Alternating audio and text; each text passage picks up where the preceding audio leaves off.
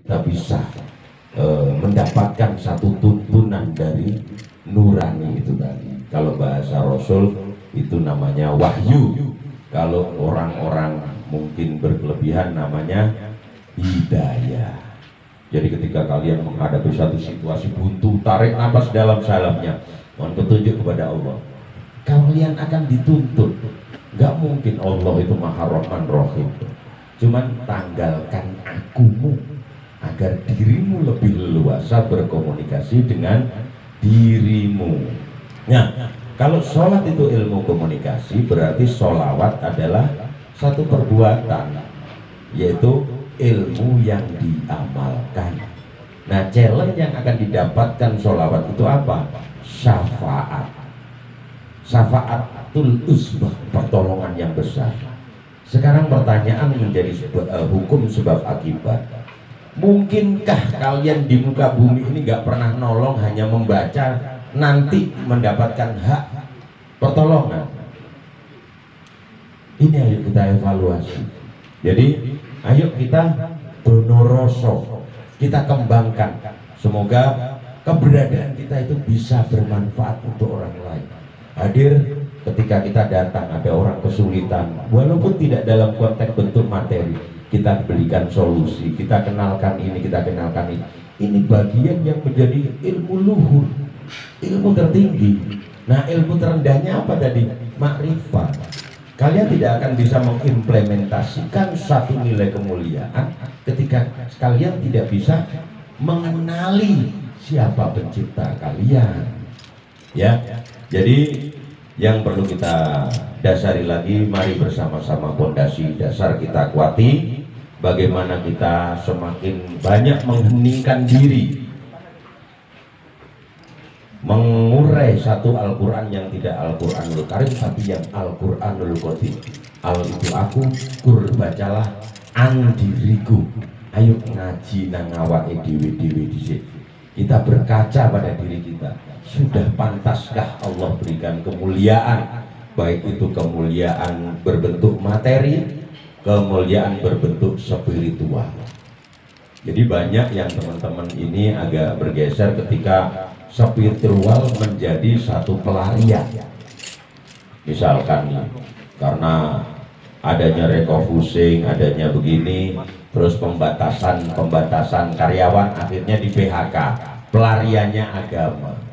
Lu agama dibuat pelarian, udah mengatasnamakan Allah.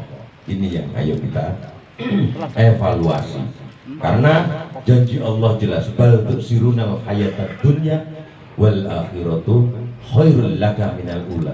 Kalau aku menjadi tujuanmu, kata Allah, dunia aku berikan. Ini kalau Allah sudah janji gak mungkin melenceng.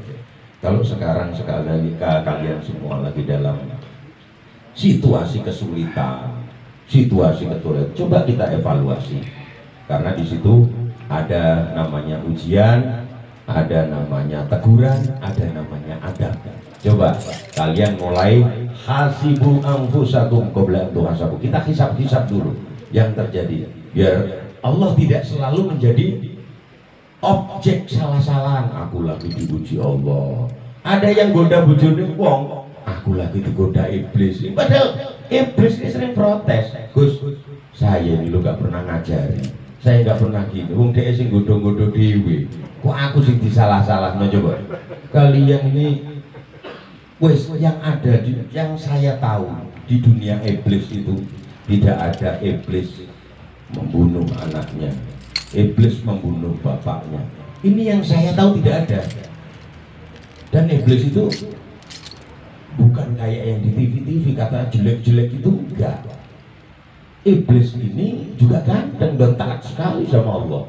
Jangan salah kalian, biar kita tidak salah memahami, ya. Iblis itu hanya satu kesalahannya, ketika mendapati perintah sujud kau kepada Nabi Adam, dia tidak mau. Adam terbuat dari tanah, sementara aku terbuat dari api. Ya Allah. Saya minum dulu bentar ya. Di sinilah kesombongan pertama dilantunkan. Nah, Saya juga mengurai ini sedikit nih, mumpung belum nanti diterangkan Mbah Iwan, agar beberapa kisi-kisi kita mudah menangkap ketika connect antara aku dengan diriku terkonek. Karena yang bisa mendengarkan dari Tuhanku itu ternyata bukan aku, tanggalkan akumu. Karena yang bisa menghadap Tuhanku hanya diriku. Tugas kita mengenali diri kita, ya. Ini saya juga mungkin sedikit memberikan kisi-kisi ini. Andai ada dua orang makhluk sama-sama ganteng, padahal menurut Allah dia makomnya iblis, yang satu malaikat. Ayo coba bagaimana kita mengenali? Agar apa? Kenapa ini saya sampaikan? Nanti ketika malaikat maut mendekat kalian, ciri-cirinya itu minimal kalian tahu. Jadi kalian tidak lepas kontrol. Termasuk kira-kira kalau kegiatan ini, malaikat pembagi rezeki sudah mendekat apa belum? Nah, saya coba membuka ciri-ciri. Bagaimana ini membedakan antara iblis dengan malaikat? Padahal dalam rumus Al-Quran, baik di Bible, baik di Taurat, di Injil, di Al-Quran, Allah hanya menciptakan jin dan manusia. Coba, kita harus sedikit berpikir ini. Oh, ternyata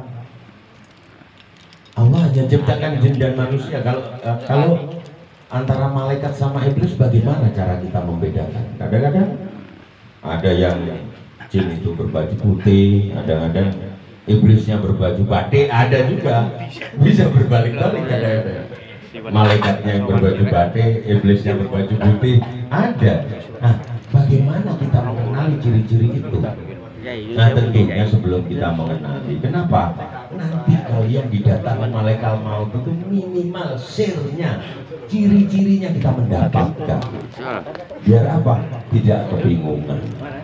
Dan kalau kalian kenal, misalkan itu datang terhadap orang tua kalian, kalian menyapa, Assalamualaikum, waalaikumsalam.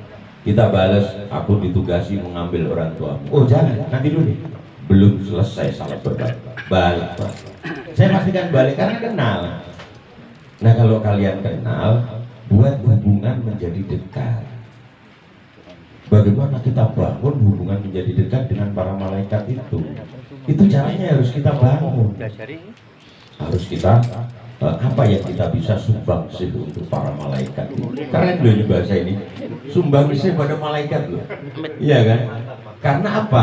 Kalau ketika kita dekat itu tidak hanya kenal, kita dekat, nanti arahnya bisa berpihak. Kalau malaikat sudah berpihak, wah kayak Mas Soni ini, mendung gelap gulita tiap hari Surabaya itu tiap malam hujan. Oh namanya Mas Arya ini udah kenal, baik Inggris kamu, iya langsung terang. Oh kenal. Jadi bukan karena sakti. Nah, ilmu komunikasi tadi yang harus kita bangun. Ayo kita bangun sholat, kita bangun komunikasi. Bagaimana cara kita berkomunikasi dengan sesama manusia? Bagaimana cara komunikasi dengan makhluk-makhluk Allah yang lainnya? Saya sedikit berkisah terhadap bagaimana kita nanti arahnya membedakan antara malaikat dengan iblis, ya.